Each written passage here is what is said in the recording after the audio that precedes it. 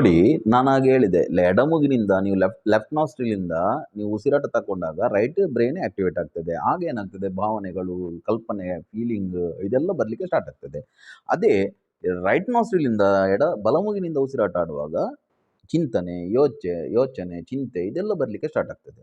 ಇದನ್ನು ಅರ್ಥ ಮಾಡಿಕೊಂಡ ಋಷಿಗಳು ಏನು ತಿಳ್ಕೊಂಡ್ರು ಅಂತ ಹೇಳಿದ್ರೆ, ನಮ್ಮ ಪ್ರತಿಯೊಂದು ಭಾವನೆಗಳನ್ನು, ಪ್ರತಿಯೊಂದು ಫೀಲಿಂಗನ್ನು ನಿರ್ಧಾರ ಮಾಡೋದು ನಮ್ಮ ಶ್ವಾಸ. ನೋಡಿ ಬೇಕಾದರೆ ನೀವು, ನಾನು ಹೇಳಿದೆ ಅಂತ ನೀವು ಯಾವುದನ್ನು ನಂಬೇಡಿ. ಪ್ರಾಕ್ಟಿಕಲ್ ಆಗಿ ನೀವು ಯೋಚನೆ ಮಾಡಿ, ಟೆಸ್ಟ್ ಮಾಡಿ ನೋಡಿ. ನಮ್ಮ ದೇಹ ಅನ್ನೋದುಂಟಲ್ಲ ಎಷ್ಟು ಕಾಂಪ್ಲಿಕೇಟೆಡ್ ಅಂತ ಹೇಳಿದರೆ, ಅದೊಂದು ಟಚ್ ಸ್ಕ್ರೀನ್ಗೆ ಮೊಬೈಲ್ಗಿಂತ ಜಾಸ್ತಿ ಕಾಂಪ್ಲಿಕೇಟೆಡ್. ಯಾಕೆಂತ ಹೇಳಿದರೆ ನೋಡಿ, ನೀವು ಟೆಸ್ಟ್ ಮಾಡಿ, ನೀವು ಕೈಯನ್ನು ಎತ್ತಿ ಉಸಿರಾಡಿ, ಉಸಿರಾಟ ಬೇರೆ ಇರ್ತದೆ. ಕೆಳಗಿಟ್ಟು ಉಸಿರಾಡಿ, ಉಸಿರಾಟ ಬೇರೆ ಇರ್ತದೆ. ಈಗ ಇಡಿ, ಉಸಿರಾಟ ಬೇರೆ ಇರ್ತದೆ. ಪ್ರತಿ ಸಲ ನಮ್ಮ ಪ್ರತಿ ಮೂಮೆಂಟ್ನೊಟ್ಟಿಗೆ ನಮ್ಮ ಉಸಿರಾಟ ಚೇಂಜ್ ಆಗ್ತದೆ.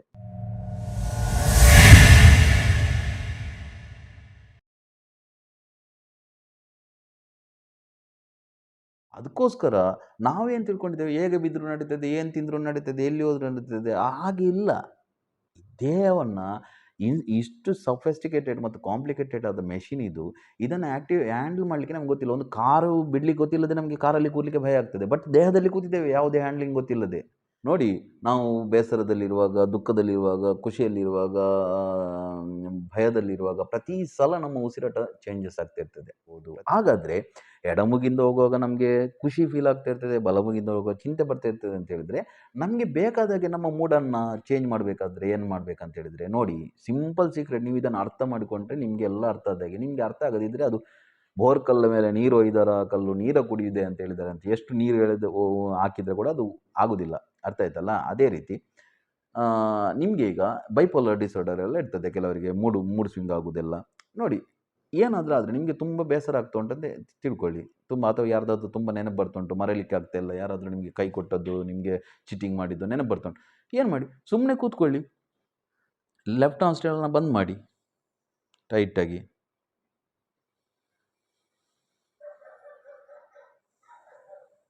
ರೈಟ್ ನಾಸ್ಟ್ರಿಲಿಂದ ಬಲಮುಗಿನಿಂದ ಸ್ವಲ್ಪ ಹೊತ್ತು, ಒಂದು 5 ನಿಮಿಷ ಅಥವಾ ಒಂದು 2 ನಿಮಿಷ 3 ನಿಮಿಷ ಉಸಿರಾಡಿ. ಆಟೋಮೆಟಿಕಲಿ ನಿಮಗೆ ಆ ಫೀಲಿಂಗ್ ಎಲ್ಲ ಹೋಗಲಿಕ್ಕೆ ಸ್ಟಾರ್ಟ್ ಆಗ್ತದೆ, ಯೋಚನೆ ಬರಲಿಕ್ಕೆ ಸ್ಟಾರ್ಟ್ ಆಗ್ತದೆ. ಅರ್ಥ ಆಯ್ತಾ? ಅದೇ ತುಂಬ ಯೋಚನೆ ಬರ್ತುಂಟು, ತುಂಬ ಟೆನ್ಷನ್ ಆಗ್ತುಂಟು, ರೈಟ್ ನಾಸ್ಟ್ರಿಲನ್ನು ಬಂದ್ ಮಾಡಿ, ಸ್ವಲ್ಪ ಹೊತ್ತು ಲೆಫ್ಟಲ್ಲಿ ತಗೊಳ್ಳಿ. ನೋಡಿ ಎಷ್ಟು ಬಾಡಿ ಕೂಲ್ ಆಗ್ತದೆ, ಖುಷಿ ಆಗ್ತದೆ. ಇದೇ ಸೀಕ್ರೆಟ್, ಇದೇ ಪ್ರಾಣಾಯಾಮದಲ್ಲಿ ಇರುವಂಥದ್ದು. ನಮ್ಮ ಮೂಡನ್ನು, ನಮ್ಮ ಉಸಿರಾಟವನ್ನು ನಿಯಂತ್ರಿಸುವ ಮೂಲಕ ಹೇಗೆ ನಮಗೆ ಬೇಕಾದ ಕಂಟ್ರೋಲ್ ಮಾಡೋದು ಅಂತ. ಈ ಪ್ರಾಣಾಯಾಮ ಕ್ರಿಯೆಯಲ್ಲಿ ಮತ್ತೆ ಕೂಡ ಇನ್ವೆನ್ಷನ್ ಆಯಿತು, ಸಂಶೋಧನೆಗಳಾಯಿತು. ಋಷಿಗಳು ಆ ಸಂಶೋಧನೆಯನ್ನು ಮಾಡ್ತಾ ಏನು ಮಾಡಿದ್ರು ಅಂತ ಹೇಳಿದರೆ, ಪೂರಕ ಅಂತ ಹೇಳಿದರೆ ಪ್ರಾಣಾಯಾಮವನ್ನು, ಉಸಿರಾಟವನ್ನು ಮೇಲೆ ತಗೊಳ್ಳೋದು, ರೇಚಕ ಅಂತ ಹೇಳಿದರೆ ಹೊರಗೆ ಹಾಕೋದು, ನಡುವಿನಲ್ಲಿ ನಿಲ್ಲಿಸೋದಕ್ಕೆ ಕುಂಭಕ ಅಂತ ಹೇಳೋದು. ಅರ್ಥ ಆಯ್ತಲ್ಲ? ಈ 3 ರೀತಿಯಲ್ಲಿ ಮಾಡುವಾಗ, ಪೂರಕ, ರೇಚಕ, ಕುಂಭಕ ಮಾಡುವಾಗ, ಕುಂಭಕ ಅಂತ ಹೇಳಿದರೆ ಉಸಿರಾಟವನ್ನು ನಿಲ್ಲಿಸುವುದು. ಈ ನಿಲ್ಲಿಸಿದ ಉಸಿರಾಟವನ್ನು, ಇದೆಲ್ಲ ಗುರುಮುಖೇನ ಕಲಿಬೇಕು, ಎಲ್ಲವನ್ನು ನಾನು ವಿಡಿಯೋದಲ್ಲಿ ಹೇಳಲಿಕ್ಕೆ ಆಗೋದಿಲ್ಲ. ನಿಲ್ಲಿಸಿದ ಉಸಿರನ್ನು ಕಾಲ್ಪನಿಕವಾಗಿ ಈ ಕುಂಡಲಿನಿಯ, ನಮ್ಮ ಬೆನ್ನುಮೂಳೆ ಕೆಳಗೆ ಇರುವಂತಹ ಸರ್ಪರೂಪದಲ್ಲಿರೋ ಕುಂಡಲಿನಿಯ ಮೇಲೆ ಹೊಡೆಯುವುದು. ಅರ್ಥ ಆಯ್ತಲ್ಲ? ನೋಡಿ, ಈಗ ಉಸಿರಾಟ ಇಟ್ಕೊಂಡು ಜರ್ಕ್ ಕೊಡುವುದು. ಅದಕ್ಕೆ ಈ ರೀತಿ ಜರ್ಕ್ ಕೊಟ್ಟಾಗ ಕುಂಡಲಿನಿ ಜಾಗೃತ ಆಗಲಿಕ್ಕೆ ಸ್ಟಾರ್ಟ್ ಆಗ್ತದೆ. ಈ ರೀತಿ ಯೋಗದ ಮೂಲಕ, ರಾಜಯೋಗ ಆಗಿರಲಿ, ಹಠಯೋಗ ಆಗಿರಲಿ, ರಾಜಯೋಗದಲ್ಲಿ ಹೆಚ್ಚು ಪ್ರಾಣವನ್ನು ಕಂಟ್ರೋಲ್ ಮಾಡಿ, ಉಸಿರಾಟವನ್ನು ಕಂಟ್ರೋಲ್ ಮಾಡಿ, ಕುಂಡಲಿನಿಯ ಹೆಡೆಯ ಮೇಲೆ ಬಡಿದಾಗ ಕುಂಡಲಿನಿ ಎಚ್ಚರ ಆಗಿ ಆ ಸುಷುಮ್ನ ನಾಡಿಯ ಮೂಲಕ ಮೇಲೆ ಬರುವುದನ್ನೇ ಯೋಗ ಮಾರ್ಗದಲ್ಲಿ ಬೇರೆ ರೀತಿ ವರ್ಣನೆ ಮಾಡಿದ್ದಾರೆ.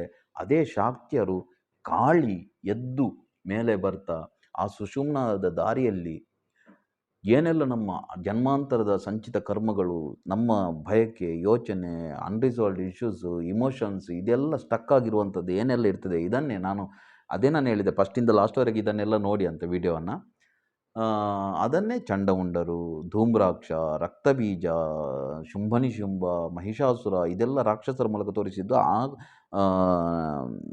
ಸುಷುಮ್ನ ನಾಡಿಯಲ್ಲಿ ಸ್ಟಾಕ್ ಆಗಿರುವಂಥ ಇಮೋಷನ್ಸ್ಗಳನ್ನು, ಅದನ್ನೆಲ್ಲ ನಾಶ ಮಾಡ್ತಾ ಆತ್ಮತತ್ವ ಮೇಲೆ ಇವೆಲ್ಲ ಗ್ರಂಥಿಗಳನ್ನು ಭೇದಿಸ್ತಾ ಮೇಲೆ ಬಂದು ಸುಷುಮ್ನ ಸಹಸ್ರಾರದವರೆಗೆ ಬರುವುದನ್ನೇ ವರ್ಣನೆ ಮಾಡಿಡ್ತಾರೆ ಶಾಕ್ತ ಪರಂಪರೆಯಲ್ಲಿ. ಕಾಳಿಯ ಯುದ್ಧವನ್ನು, ದುರ್ಗೆಯ ಯುದ್ಧವನ್ನು. ಅದೇ ರೀತಿ ವೈಷ್ಣವ ಪರಂಪರೆಯಲ್ಲಿ ಹರಿ ಗರುಡನ ಮೇಲೆ ಕೂತು, ಗರುಡ ಅಂತ ಹೇಳಿದರೆ ಅದು ಹಠಯೋಗಕ್ಕೆ ಹೇಳುವುದು. ಗರುಡನ ಮೇಲೆ ಕೂತು ಮೇಲೆ ಮೇಲೆ ಬಂದು ಶ್ರೀಮನ್ನಾರಾಯಣ ಆಗುವವರೆಗೆ ಒಂದೇ ಶಕ್ತಿಯ ಬೇರೆ ಬೇರೆ ರೂಪಗಳನ್ನು, ಶಿವನು ರುದ್ರನಿಂದ ಸದಾಶಿವನವರೆಗಿನ ರೂಪ, ಇದೆಲ್ಲ ಉಂಟಲ್ಲ, ಆ ಮೂಲಾಧಾರ ಚಕ್ರದಲ್ಲಿರುವಂಥ ಆತ್ಮತತ್ವ ಮೇಲೆ ಮೇಲೆ ಮೇಲೆ ಮೇಲೆ ಹೋಗಿ ಸಹಸ್ರಾರವನ್ನು ಸೇರಿದಾಗ ಪರಮಾತ್ಮ ತತ್ವ ಆಗುವುದರ ವರ್ಣನೆ. ಈ ರೀತಿ ಸುಷುಮ್ನ ನಾಡಿಯಲ್ಲಿ ಮುಂದುವರಿಯುವಂಥ ಕುಂಡಲಿನಿ ಶಕ್ತಿ ಒಂದೊಂದೇ ಚಕ್ರಗಳನ್ನು ಭೇದಿಸ್ತಾ ಮೇಲೆ ಮೇಲೆ ಮೇಲೆ ಮೇಲೆ ಹೋಗ್ತದೆ. ಯಾವ್ಯಾವ ಚಕ್ರಗಳನ್ನು ಭೇದಿಸಿ ನಿಲ್ತದ, ಆಯಾಯ ಲೋಕದಲ್ಲಿ ಬ್ರಹ್ಮಾಂಡದಲ್ಲಿರುವಂಥ ಆಯಾಯ ಲೋಕಗಳದ್ದು ಸೀಕ್ರೆಟ್ ಅದು ಆ ಸಾಧಕನಿಗೆ ಅರ್ಥ ಆಗ್ತಾ ಹೋಗ್ತದೆ. ಅರ್ಥ ಆಯ್ತಲ್ಲ ನಿಮಗೆ? ನೋಡಿ, ಮೂಲಾಧಾರ ಚಕ್ರದಲ್ಲಿರುವಾಗ ಆ್ಯಕ್ಟಿವೇಟ್ ಆದಾಗ ಭೂಮಿಯ ಮೇಲಿನ ಎಲ್ಲ ಸೀಕ್ರೆಟ್ಗಳು ಗೊತ್ತಾಗ್ತಾ ಹೋಗ್ತದೆ. ಅರ್ಥ ಆಯ್ತಲ್ಲ? ಸ್ವಾಧಿಷ್ಠಾನಕ್ಕೆ ಬಂದಾಗ ಇಲ್ಲಿಂದ ಸೂರ್ಯನವರೆಗಿನ ಏನು ಲೋಕ ಇದೆ ಅದು ಪಿತೃಲೋಕ ಅಂತ ಹೇಳ್ತಾರೆ. ಅದರ ನಾಲೆಜ್ ಬರಲಿಕ್ಕೆ ಸ್ಟಾರ್ಟ್ ಆಗ್ತದೆ. ಅದರ ನಂತರ ಮಣಿಪುರ ಚಕ್ರಕ್ಕೆ ಹೋದಾಗ ಸೂರ್ಯನಿಂದ ಧ್ರುವ ನಕ್ಷತ್ರದವರೆಗಿನ ಸೀಕ್ರೆಟ್. ಈ ರೀತಿ ಒಂದೊಂದು ಲೋಕ ಮೇಲೆ ಮೇಲೆ ಹೋದಾಗ ಇಡೀ 7 ಲೋಕಗಳವರೆಗದ ಬ್ರಹ್ಮಾಂಡದ ಪೂರ್ತಿ ರಹಸ್ಯಗಳು ಗೊತ್ತಾಗಿರ್ತವೆ. ಇದರ ಬಗ್ಗೆ ನಾನು ಯಾವತ್ತಾದರೂ ವಿಡಿಯೋ ಮಾಡ್ತೇನೆ, ಯಾವ ರೀತಿ ಎಲ್ಲ ಗ್ರಂಥಗಳಲ್ಲಿ ಎಲ್ಲ ವರ್ಣನೆ ಮಾಡಿದ್ದಾರೆ. ಈಗ ಹೊಸ ಹೊಸ ಸಂಶೋಧನೆಗಳೆಲ್ಲ ಯಾಕೆ ಮೊದಲೇ ಬರೆದಿಟ್ಟಿದ್ದಾರೆ. ಅವ್ರ ಹತ್ರ ಏನು ಟೆಲಿಸ್ಕೋಪ್ ಇರಲಿಲ್ಲ, ಏನಿರಲಿಲ್ಲ. ಶನಿ ನೀಲಿ ಬಣ್ಣದಲ್ಲಿದ್ದಾನೆ, ಮಂಗಳ ಕೆಂಪು ಬಣ್ಣದಲ್ಲಿದ್ದಾನೆ, ಅವ ಭೂಮಿ ಪುತ್ರ, ಭೂಮಿಯ ಥರವೇ ಮಂಗಳ ಗ್ರಹದಲ್ಲಿ ಕೂಡ ವಾತಾವರಣ ಇದೆ. ಇದೆಲ್ಲ ಅವರಿಗೆ ಹೇಗೆ ಗೊತ್ತಾದದ್ದು? ಅಥವಾ ಇವತ್ತು ಗ್ರಹಣ ಆಗ್ತದೆ, ಇವತ್ತು ಇದಾಗ್ತದೆ, ಇದೆಲ್ಲ ಗೊತ್ತಾದದ್ದು ಈ ರೀತಿ ಪ್ರಜ್ಞೆಯನ್ನು ಮೇಲೆ ಮೇಲೆ ಮೇಲೆ ಮೇಲೆ ಏರಿಸಿದಾಗ ಬ್ರಹ್ಮಾಂಡದ ರಹಸ್ಯಗಳು ಅರ್ಥ ಆಗ್ತಾ ಹೋಗ್ತವೆ. ನಾನೇನು ದೊಡ್ಡ ಸಾಧಕ ಅಂತಲ್ಲ, ನಾನೇನು ಸಣ್ಣ ಪುಟ್ಟ ಮಾಡಿದ್ದೇನೆ, ಬಟ್ ನನಗೆ ಯಾವುದನ್ನು ಓದಿದಾಗ ಅಥವಾ ಯಾವುದನ್ನು ಕೇಳಿದಾಗ ತನ್ನಷ್ಟಕ್ಕೆ ಈ ರಹಸ್ಯಗಳೆಲ್ಲ ಹೇಗೆ ಗೊತ್ತಾಗ್ತವೆ ಅಂತ ಹೇಳಿದರೆ, ಆಟೋಮೆಟಿಕಲ್ ಅದು ಇರುವುದೇ ಹಾಗೆ. ನಿಮಗೆ ಕೂಡ ನಾಳೆ ಹಾಗೆ ನಿಮಗೆ ಗೊತ್ತಿರೋದಿಲ್ಲ ಅದು ಹೇಗೆ ಗೊತ್ತಾಗ್ತಿರ್ತದೆ ಅಂತ, ನೀವು ಬರ್ತಾ ಹೋಗ್ತದೆ ಒಳಗಿಂದ ಅದು. ಈ ರೀತಿ ಎಲ್ಲ ಚಕ್ರಗಳನ್ನು ಭೇದಿಸ್ತಾ ಸಹಸ್ರಾರವನ್ನು ಮೀರಿ ಯಾವಾಗ ಪ್ರಜ್ಞೆ ವಿಸ್ತಾರ ಆಗ್ತದ ಆಗ ಮುಕ್ತಿ. ಅಲ್ಲಿವರೆಗೆ ಮುಕ್ತಿ ಎನ್ನುವ ಕಲ್ಪನೆ ಇಲ್ಲ. ಬೇರೆ ಬೇರೆ ಲೋಕಗಳಲ್ಲಿ ಬೇರೆ ಬೇರೆ ಲೋಕಗಳ ಪ್ರಾಪ್ತಿ ಆಗ್ತದೆ, ಸ್ವರ್ಗ ನರಕ ಇದೆಲ್ಲ ಪ್ರಾಪ್ತಿ ಆಗ್ತದೆ ಹೊರತು ಯಾವಾಗ ಸಹಸ್ರಾರವನ್ನು ಮೀರಿ ಪ್ರಜ್ಞೆ ವಿಕಾಸ ಆಗ್ತದೆ ಆಗ ಆತ್ಮ ಮತ್ತು ಪರಮಾತ್ಮ ತತ್ವ ಒಂದೇ ಆಗ್ತದೆ. ಇದೇ ಮುಕ್ತಿ. ಅಲ್ಲಿಯವರೆಗೆ ಪುನರಪಿ ಜನನಂ ಪುನರಪಿ ಮರಣಂ ಪುನರಪಿ ಜನನಿ ಜಠರೇ ಶಯನಂ, ಮತ್ತೆ ಮತ್ತೆ ಹುಟ್ಟುವುದು, ಮತ್ತೆ ಮತ್ತೆ ಸಾಯುವುದು, ಮತ್ತೆ ಮತ್ತೆ ತಾಯಿಯ ಹೊಟ್ಟೆಯಲ್ಲಿ ಹೋಗಿ ಮಲಗುವುದು, ಇದೇ ಕೆಲಸ ಆಗ್ತದೆ. ಮತ್ತೆ ಮನೆ ಕಟ್ಟಿಸುವುದು, ಕಾರ್ ತಗೊಳ್ಳುವುದು, ಅದನ್ನು ಬಿಟ್ಟು ಹೋಗುವುದು, ಪುನಃ ಅವನು ವಾಪಸ್ ಬಂದರೆ, ಒಂದು ವೇಳೆ ಪುನರ್ಜನ್ಮ ಎನ್ನುವುದು ಇದ್ದರೆ ಅವ ವಾಪಸ್ ಬಂದರೆ ಹುಟ್ಟಿದನ ಯಾವುದು ನಾಯಿಯಾಗಿ ಬೆಕ್ಕಾಗಿ ಅದೇ ಮನೆಗೆ ಬಂದರೆ ಅವನೇ ಕಟ್ಟಿಸಿದ ಮನೆಗೆ ಅವನದೇ ಹೆಂಡತಿ ದೊನ್ನೆ ಇಟ್ಕೊಂಡು ಹೊಡೆದು ಕಳಿಸ್ತಾಳೆ, ಹೌದಲ್ವಾ? ಅಥವಾ ಮತ್ತೆ ಯಾರಾದರೂ ಭಿಕ್ಷುಕನಾಗಿ ಏನೋ ಹುಟ್ಟಿದರೆ ಅದೇ ಮನೆಗೆ ಭಿಕ್ಷೆ ಬೇಡಲಿಕ್ಕೆ ಬಂದರೆ ಮಗ ಬೈದು ಕಳಿಸ್ತಾನೆ. ಎಷ್ಟು ಮನೆ ಕಟ್ಟುವುದು, ಎಷ್ಟು ಕಾರ್ ತಗೊಳ್ಳೋದು, ಇದೇ ಕಂಟಿನ್ಯೂಸ್ ಆಗ್ತಾ ಇರ್ತದೆ. ಇದಕ್ಕೆ ಜನನ ಮರಣದ ಚಕ್ರ ಅಂತ ಹೇಳೋದು. ಇದರಿಂದ ಹೊರಗೆ ಬರುವುದು ಎಲ್ಲರ ಮಾಡೋ ಕೆಲಸ. ಅಧ್ಯಾತ್ಮದಲ್ಲಿ ಆಸಕ್ತಿ ಇದೆ, ಅದು ಇಲ್ಲ, ಇದೆಲ್ಲ ಎಲ್ಲರ ಅಲ್ಟಿಮೇಟ್ ಕೆಲಸ ಅದೇ. ಮತ್ತೆ ಎಲ್ಲ ನಾವು ಮಾಡ್ಕೊಳ್ಳೋದು ನಮಗೋಸ್ಕರ ಕಂಫರ್ಟ್, ಮನೆ ಮಾಡ್ಕೊಳ್ಳೋದು, ಅದು ಮಾಡೋದು, ಅದು ನಮ್ಮ ಕಂಫರ್ಟಿಗೋಸ್ಕರ ಮಾಡಬಾರ್ದಂತಲ್ಲ. ಬಟ್ ಮೂಲ ಉದ್ದೇಶ ಇದಾಗಿರಬೇಕು. ನಾವು ಪರ್ಮನೆಂಟ್ಲಿ ಇಲ್ಲಿ ಇರೋದಾದರೆ ಓಕೆ, ಒಮ್ಮೆ ಮನೆ ಎಲ್ಲ ಕಟ್ಟಿ ಸೆಟ್ಲ್ ಆಗಿ ಕೂತ್ಕೊಳ್ಬೋದು. ಅದಲ್ಲ, ಮನೆ ಕಟ್ಟುವುದು, ಇದು ಮಾಡೋದು, ರೆಡಿ ಮಾಡೋದು, ಎದ್ದು ಹೋಗೋದು ಇಲ್ಲಿಂದ ಮಕ್ಕಳಿಗೆ ಬಿಟ್ಟು, ಪುನಃ ವಾಪಸ್ ಬರೋದು ಶುರುವಿಂದ ಅಂಗನವಾಡಿಯಿಂದ ಸ್ಟಾರ್ಟ್ ಆಗಬೇಕು. ಹೌದಲ್ವಾ? ಸೊ ಇದು ಯಾವುದೇ ಉಪಕರಣಗಳಿಲ್ಲದೆ ನಮ್ಮ ಋಷಿಗಳು ಬ್ರಹ್ಮಾಂಡದ ರಹಸ್ಯವನ್ನು ಕಂಡುಕೊಂಡದ ವಿಧಾನ. ಡಾರ್ವಿನ್ ಅಮೀಬದಿಂದ ಮನುಷ್ಯನವರೆಗಿನ ವಿಕಾಸವನ್ನು, ದೇಹದ ವಿಕಾಸವನ್ನು ಹೇಳಿದರೆ, ಋಷಿಗಳು ಮನುಷ್ಯತ್ವದಿಂದ ದೇವತ್ವದೆಡೆಗೆ ಹೇಗೆ ಹೋಗುವುದು ಎನ್ನುವುದನ್ನು ಅದ್ಭುತವಾದ ರಹಸ್ಯವನ್ನು ಹೇಳ್ತಾ ಹೋದರು. ಈಗ ಒಂದು ವೇಳೆ ಈ ಯಾವ ಜ್ಞಾನವೂ ಇಲ್ಲದೆ ಮನುಷ್ಯ ತನ್ನಷ್ಟಕ್ಕೆ ಹುಟ್ಟಿ ತನ್ನಷ್ಟಕ್ಕೆ ಮಕ್ಕಳು ಮಾಡಿ, ಊಟ ಮಾಡಿ, ತಿಂಡಿ ಮಾಡಿ, ಅವನಷ್ಟಕ್ಕೆ ಬದುಕಿ, ಯಾವುದೇ ಪ್ರಜ್ಞೆ ಇಲ್ಲದೆ, ಯಾವುದೇ ಸಾಧನೆ ಇಲ್ಲದೆ ಮಾಡಿದರೆ, ಈಗ ದೇಹ ನೋಡಿ, ಮನುಷ್ಯ ಸತ್ತಾಗ ಏನಾಗ್ತದೆ? ಮನುಷ್ಯ ಸತ್ತಾಗ ಅವನದೆನ್ನುವುದು ಇಲ್ಲಿ ಯಾವುದು ಕೂಡ ಇರುವುದಿಲ್ಲ. ಓಕೆ, ಇಡೀ ದೇಹವನ್ನು ಕೂಡ ಅವನದು ಸುಟ್ಟು ಬಿಡ್ತಾರೆ ಅಥವಾ ಏನಾದರೂ ಮಾಡ್ತಾರೆ, ಯಾವುದು ಕೂಡ ಉಳಿಯೋದಿಲ್ಲ ಇಲ್ಲಿ. ಹಾಗಾದರೆ ಉಳಿಯುವುದು ಯಾವುದು ಅವನದಂತ ಭೂಮಿಯಲ್ಲಿ? ಅರ್ಥ ಮಾಡಿಕೊಳ್ಳಿ ನೀವು, ಇದೆಲ್ಲ ತುಂಬ ರಹಸ್ಯಗಳು. ಅದಕ್ಕೋಸ್ಕರ ಹೇಳೋದು ಪುತ್ರ ಇಲ್ಲದವನಿಗೆ ಗತಿ ಇಲ್ಲ ಅಂತ ಹೇಳೋದು. ಯಾಕೆ ಅಂತ ಹೇಳಿದರೆ, ಗಂಡು ಮಗ ಇಲ್ಲದವನಿಗೆ ಗತಿ ಇಲ್ಲ, ಮುಕ್ತಿ ಆಗೋದಿಲ್ಲ ಅಂತ ಇದೆಲ್ಲ ಮಾತು ಬಂದದ್ದು ಯಾಕೆ ಅಂತ ಹೇಳಿದರೆ, ಇವನ ದೇಹದ ವೀರ್ಯಾಣುಗಳು ಇರ್ತವೆಲ್ಲ ಏನು, ಅದು ನೋಡಿ ಕ್ಲೋನಿಂಗ್ ಎಲ್ಲ ಮಾಡುವಾಗ ಒಂದು ವೀರ್ಯಕಣ ಅಂತ ಹೇಳಿದರೆ ಒಂದು ಮನುಷ್ಯನೇ. ಸದ್ದಾಮ್ ಹುಸೇನ್ ಇದೆಲ್ಲ ಕ್ಲೋನಿಂಗ್ ಮಾಡಿದ್ರು ಅಂತ ಹೇಳ್ತಿದ್ರು. ಕ್ಲೋನಿಂಗ್ ತಂತ್ರಜ್ಞಾನದಲ್ಲಿ ಆ, ಇದನ್ನು ಯಾವುದು ಡಾಲಿ ಅನ್ನುವ ಒಂದು ಈ ಮೇಕೆಯನ್ನೆಲ್ಲ ಮಾಡಿದ್ದಾರೆ. ಅಂದರೆ ಸ್ತ್ರೀಯದ್ದು ಮತ್ತು ಪುರುಷನದ್ದು ಇಬ್ಬರದ್ದು ಸೇರಿದಾಗ ಆ ಆ, ಸ್ತ್ರೀಯ ಜೀನ್ಸ್ ಮತ್ತು ಪುರುಷನ ಜೀನ್ಸ್ ಸೇರಿ ಹೊಸ ಒಂದು ಪೀಳಿಗೆ ಮಗು ಹುಟ್ಟುತ್ತದೆ, ಹೌದಲ್ವಾ? ಅದರ ಬದಲು ಸ್ತ್ರೀಯ ಅಥವಾ ಇದು ಇಲ್ಲದೆ ಖಾಲಿ ಪುರುಷನ ವೀರ್ಯವನ್ನೇ ತಕೊಂಡು ಅದನ್ನೇ ಕ್ಲೋನಿಂಗ್ ಮಾಡಿದರೆ ಅಥವಾ ಪುರುಷನ ದೇಹದ ಕಣವನ್ನೇ ಕ್ಲೋನಿಂಗ್ ಮಾಡಿದರೆ ಸೇಮ್ ಈಗ ನನ್ನದನ್ನು ಮಾಡಿದರೆ ಸೇಮ್ ನನ್ನ ಥರವೇ ತುಂಬ ಜನರನ್ನು ಸೃಷ್ಟಿ ಮಾಡ್ಬೋದು. ಅರ್ಥ ಆಗ್ತಾ ಉಂಟಲ್ಲ ನಿಮಗೆ? ಇದೇ ಕ್ಲೋನಿಂಗ್ ಅಂತ ಹೇಳೋದು ಇದಕ್ಕೆ. ಬಟ್ ಅದಕ್ಕೆ ಬ್ಯಾನ್ ಇದೆ ಮನುಷ್ಯರನ್ನು ತಯಾರು ಮಾಡಲಿಕ್ಕೆ. ಬಟ್ ಸದ್ದಾಮ್ ಹುಸೇನ್ ಎಲ್ಲ ಮಾಡಿದ್ದಾನೆ ಅವನ ಥರವೇ ಅಂತ ಹೇಳ್ತಿದ್ರು, ಗೊತ್ತಿಲ್ಲ ನನಗೆ. ಕ್ಲೋನಿಂಗ್ ಅಂತ ಹೇಳಿದರೆ ಅಂದರೆ ಪ್ರತಿಯೊಂದು ಜೀವಕನ ಕೂಡ ನಮ್ಮದೇ ಸೇಮ್. ಈಗ ನಾನು ಕ್ಲೋನಿಂಗ್ ಮಾಡಿದರೆ ನನ್ನದೇ ಹೆಬ್ಬೆಟ್ ಇರ್ತದೆ, ನನ್ನದೇ ಸ್ಟೈಲ್ ಇರ್ತದೆ, ನಾನೇ ಇರ್ತೇನೆ, ನನ್ನದೇ ಮಾತು ಎಲ್ಲ ಇರ್ತದೆ. ಇದು ನಮ್ಮ ದೇಹ ಎಲ್ಲ ನಾಶ ಆಗ್ತದೆ. ಬಟ್ ಮಗುವನ್ನು ಮಾಡುವಾಗ ಇವನ ದೇಹದ ಒಂದು ಕಣ ಅಲ್ಲಿ ಹೋಗಿರ್ತದೆ, ಹೌದಲ್ವಾ? ಅಲ್ಲಿ ಅವನ ಮಗ ಇರ್ತಾನೆ, ಅಲ್ಲಿ ಇವನ ದೇಹದ ಉಳಿದದ್ದು ಒಂದು ಕಣ ಮಾತ್ರ ಉಳಿದಿರ್ತದೆ ಆ ಮಗನಲ್ಲಿ.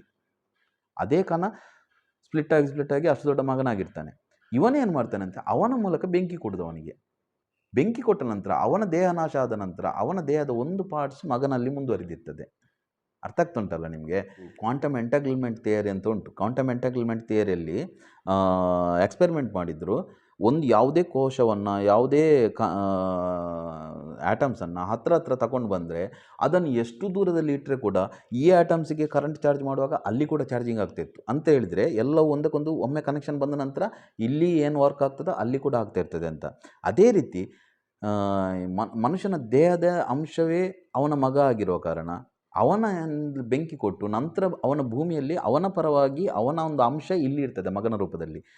ಅವನಿಂದ ಈ ಮನುಷ್ಯ ಶರೀರ ಮೂಲಾಧಾರ ಚಕ್ರದವರೆಗೆ ಬಂದ ನಂತರ ಮನುಷ್ಯ ಶರೀರ ಸಿಕ್ಕಿರುವ ಕಾರಣ ಅಲ್ಲಿಂದ ಕೆಳಗೆ ಬಂದರೆ ಮನುಷ್ಯ ಜನ್ಮಕ್ಕಿಂತ ಕೆಳ ಜನ್ಮಗಳು, ಪ್ರಾಣಿಯದ್ದಾಗಿರ್ಬೋದು, ಕೀಟ ಯಾವುದೇ ಆಗಿರ್ಬೋದು, ಅಥವಾ ಬೇರೆ ಯಾವುದೇ ಅದೃಶ್ಯ ಶಕ್ತಿಗಳಾಗಿರ್ಬೋದು, ಅಂಥ ಭೂತ ಶರೀರ ಆಗಲಿ ಅಂಥ ಶರೀರ ಸಿಗಬಾರ್ದು ಅಂತ ಅದಕ್ಕೋಸ್ಕರ ಶ್ರಾದ್ದ ಮಾಡಿಸುವುದು, ಶ್ರದ್ಧೆಯಿಂದ ಮಾಡುವುದು ಯಾವುದು? ಶ್ರಾದ್ದ ಅಂತ.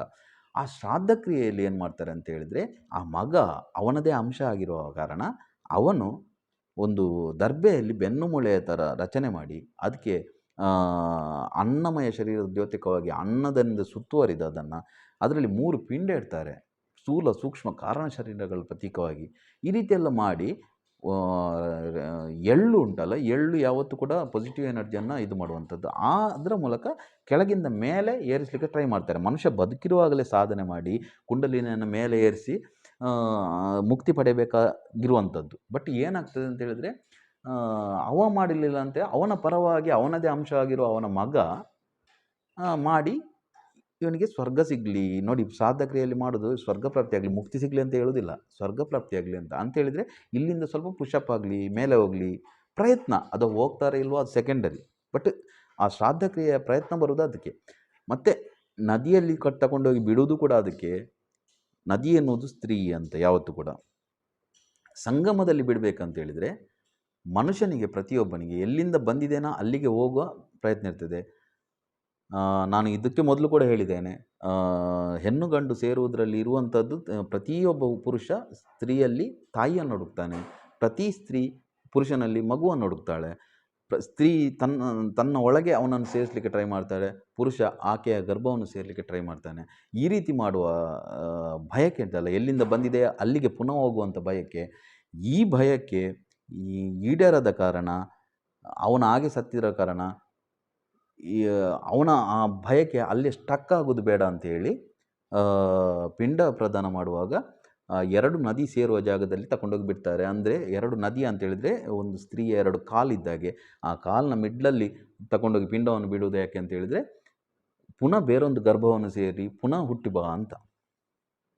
ಇದೆಲ್ಲ ಶ್ರಾದ್ದ ಕ್ರಿಯೆಯ ರಹಸ್ಯಗಳು. ಇನ್ನು ಒಂದು ವೇಳೆ ಮನುಷ್ಯ ಸಾಧಕನಾಗಿದ್ದರೆ ಕೂಡ, ಇದೆಲ್ಲ ಗೊತ್ತಿದ್ದರೆ ಕೂಡ ಒಮ್ಮೆಲೆ ಒಂದು ಜೀವನದಲ್ಲಿ ಮಾಡಲಿಕ್ಕೆ ಆಗೋದಿಲ್ಲ ಸಾಧನೆ, ಅಷ್ಟು ಸುಲಭ ಇಲ್ಲ. ಸಾಧಕನಾಗಿದ್ದರೆ ಕೂಡ ಪ್ರಜ್ಞೆಯನ್ನು ಸ್ವಲ್ಪ ಸ್ವಲ್ಪ ಮೇಲೆ ಮೇಲೆ ತಗೊಂಡು ಒಂದೊಂದು ಚಕ್ರದ ಮೂಲಕ ಮೇಲೆ ಮೇಲೆ ಬರೋದು, ಒಮ್ಮೆಲೆ ಸಿದ್ಧಶಾಸ್ತ್ರಕ್ಕೆ ಹೋಗುವುದಿಲ್ಲ, ಹೌದಲ್ವಾ? ಆ ಮಿಡ್ಲಲ್ಲಿ ಅವನ ಮೃತ್ಯು ಸಂಭವಿಸಿದರೆ, ಮರಣ ಆದರೆ ಆಗ ಏನಾಗ್ತದೆ ಅಂತ ಮುಂದಿನ ಎಪಿಸೋಡ್ನಲ್ಲಿ ನೋಡುವ. ಅಲ್ಲಿವರೆಗೆ ಖುಷಿಯಾಗಿರಿ. ನಮಸ್ಕಾರ.